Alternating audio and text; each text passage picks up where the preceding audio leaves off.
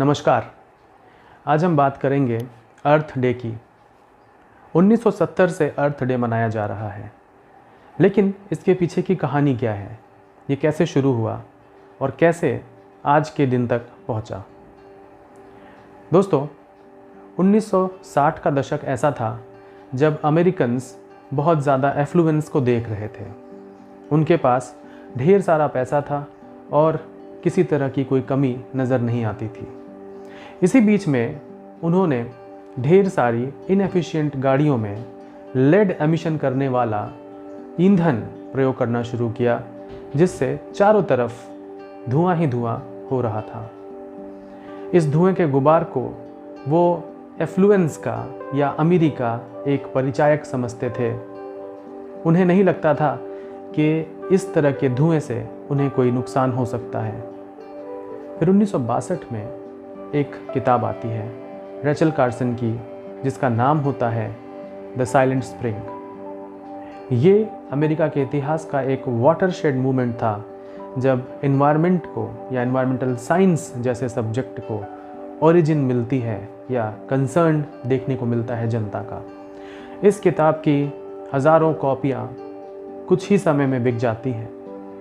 इस किताब में रेचल कार्सन एनवायरनमेंट में होने वाले पॉल्यूशन की वजह से जो कॉन्सिक्वेंसेस उन्होंने नोट किए थे, उनका जिक्र करती है। इवन इस किताब का जो नाम है द साइलेंट स्प्रिंग, वो दर्शाता है कि स्प्रिंग यानी वसंत के ऋतु में किस प्रकार उनके आंगन में आने वाली चिड़ियों के संख्या में कमी आ रही है।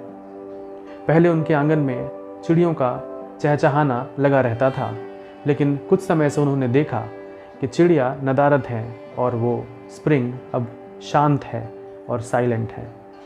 विस्कॉन्सिन के जूनियर सेनेटर गेलॉर्ड नेल्सन को 1969 में आइडिया आता है कि वो क्यों ना एक ऐसे तरीके से स्टूडेंट्स को मोबिलाइज़ करें जिसकी वजह से एक अवेयरनेस क्रिएट की जा सके एनवायरनमेंट को लेकर। और उन्होंने अपने कुछ साथियों के साथ मिलकर स्टूडेंट्स को इकट्ठा किया और दिन चुना 22 अप्रैल का एक कॉलेज में कुछ फंक्शन करने के लिए।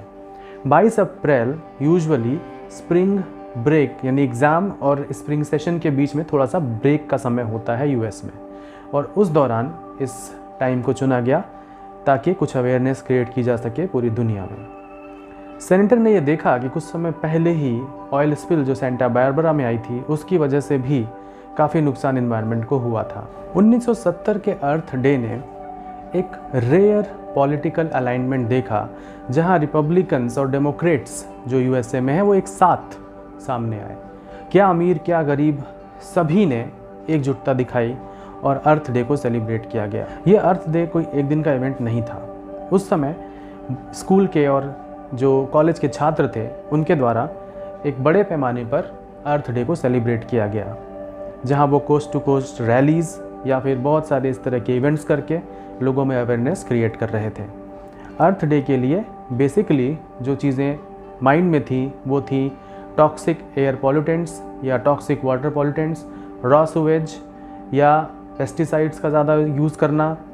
इस तरह की चीज़ों को लेकर के अवेयरनेस क्रिएट की जा रही थी और पूरा अमेरिका एक साथ खड़ा था। 1970 के इस कैंपेन में बहुत सारे छात्र छात्राओं का पार्टिसिपेशन था, जो पार्क्स, ऑडिटोरियम्स या सड़कों पर हर जगह पर उतरकर अपना विरोध दर्ज करा रहे थे। ये विरोध था उन एनवायरमेंटल इश्यूज़ को लेकर के जो हमारे हेल्थ पर इम्पैक्ट डालते हैं। उस टाइम पर ये ऐसा पहला केस था जहां लोग एनवायरनमेंट के प्रति जागरूकता फैलाने के लिए इतनी बड़ी संख्या में एक साथ आए थे। क्या अमीर क्या गरीब, क्या डेमोक्रेट क्या रिपब्लिकन्स, सभी का समर्थन इस कैंपेन को मिल रहा था।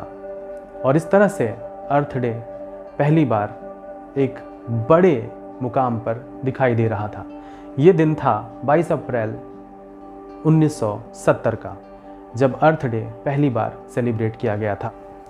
1970 में मनाए गए इस अर्थ डे की वजह से ही अमेरिका में यूएस EPA यानी United states environmental protection agency का उदय होता है, और उसके बाद बहुत सारे और भी इन्वायरमेंटल लॉज जो कि इंडेंजर्ड स्पीशीज़ के लिए या फिर पेस्टिसाइड्स के लिए या फिर एयर, वाटर, सॉइल, नॉइज़, इन सभी पॉल्यूशंस के लिए थे, वो अमेरिका में अस्तित्व में आते हैं। अब चाहे यूएस EPA का गठन हो या फिर क्लीन एयर एक्ट हो या उसके 2 साल बाद आया हुआ क्लीन वाटर एक्ट हो, अमेरिका में धीरे धीरे करके इस तरह से एक सरकारी तंत्र अब एनवायरमेंटल प्रोटेक्शन के लिए आगे आ रहा था। भारत में भी 1970 के बाद 1970-1980 के दशकों में air prevention and control of pollution act या water prevention and control of pollution act और उसके बाद 1986 में एनवायरमेंटल प्रोटेक्शन एक्ट जो कि भोपाल गैस ट्रेजेडी के बाद आता है, उसका भी उदय होता है। तो वो समय एनवायरमेंटल जो अवेयरनेस थी उसके लिए काफ़ी ज़्यादा महत्वपूर्ण बन जाता है। फिर 1990 के दशक में अर्थ डे ग्लोबल स्टेज पर पहली बार कदम रखता है। 1992 में जो रियो में अर्थ समिट हुई थी, उसके लिए भी बेस तैयार करने का काम 1990 वाले अर्थ डे ने किया। ये वो मौका था जब दुनिया एक मंच पर थी और अर्थ डे को सेलिब्रेट किया गया ग्लोबली। उसी समय बिल क्लिंटन ने सेनेटर नेल्सन को अमेरिका का सबसे बड़ा सिविलियन अवार्ड जो होता है the presidential medal of freedom, वो प्रदान किया। जैसे भारत में भारत रत्न सबसे बड़ा सिविलियन अवार्ड है, ऑनर है, वैसे ही अमेरिका में ये है। तो सेनेटर नेल्सन को ये अवार्ड उस समय दिया जाता है। नए मिलेनियम में यानी सन 2000 का जो अर्थ डे था वो काफ़ी ज़्यादा महत्वपूर्ण बन जाता है, क्योंकि यहाँ पर करीब 5000 इन्वायरमेंटल ग्रुप्स इकट्ठा होते हैं और 184 देशों ने इसमें हिस्सा लिया। और यहाँ पर क्लीन एनर्जी और ग्लोबल वार्मिंग की बात पहली बार की जाती है। तो 2000 का यानी सन 2000 में जो अर्थ डे बनाया गया वो भी अपने आप में यादगार बन जाता है। सन 2010 आते आते दुनिया 2 खेमों में बट गई थी। एक थे क्लाइमेट चेंज को मानने वाले और दूसरे थे क्लाइमेट चेंज को डिनाई करने वाले, यानी क्लाइमेट चेंज डिनायर्स। बहुत सारे ऐसे ऑयल लॉबिस्ट थे और बहुत सारे ऐसे लोग थे जो ये नहीं मानते थे कि क्लाइमेट चेंज ऐसी कोई चीज़ है। और ऐसे में 2010 का ये जो अर्थ डे था, ये किसी न किसी तरीके से क्लाइमेट चेंज के मामले को सामने लेकर आता है और दुनिया को ये बताता है कि क्लाइमेट चेंज जैसी चीज़ें कितनी खतरनाक हो सकती हैं। दुनिया के करीब 193 देशों को इन्वॉल्व करते हुए लगभग 1 बिलियन लोगों को इन्वॉल्व किया गया इस अर्थ डे 2010 में। सन 2020 में हमने अर्थ डे की 50वीं सालगिरह मनाई थी। पहली बार जब अर्थ डे बनाया गया तो उससे आज 2021 में अगर हम देखें तो 51 साल यानी 51 ईयर्स हो गए हैं। आज सोशल मीडिया की इस दुनिया में जो स्ट्राइक्स और कैंपेन्स हैं वो काफ़ी ज़्यादा तेज़ी से लोगों तक पहुंच रही हैं और जो पेरिस एग्रीमेंट 2015 में जो साइन किया गया है उसको लेकर के भी अवेयरनेस अब लोगों में बढ़ती चली जा रही है। तो जो क्लाइमेट क्राइसिस है या ग्लोबल वार्मिंग की जो समस्याएं हैं उनके ऊपर अब लोगों का ज़्यादा ध्यान है और लोग ज़्यादा अवेयर भी हैं। तो आइए इस अर्थ डे पर हम कुछ ऐसा करें जो हमारे अर्थ के लिए अच्छा हो। चीज़ों को रिसाइकिल करें, प्लास्टिक खास तौर पे जो सिंगल यूज़ प्लास्टिक है उसका यूज़ ना करें, पानी बचाएं, पेड़ पौधे लगाएं और जो लोकल प्रोड्यूस है, फूड हो या जो और भी जो लोकली चीज़ें आपके आसपास होती हैं उन पर ज़्यादा से ज़्यादा डिपेंडेंसी रखें। इससे आत्मनिर्भरता तो आएगी ही, साथ में जो एनवायरनमेंट के ऊपर जो फुटप्रिंट बनता है, जो जिसे हम इकोलॉजिकल फुटप्रिंट कहते हैं किसी एक व्यक्ति का, वो थोड़ा सा कम हो जाएगा।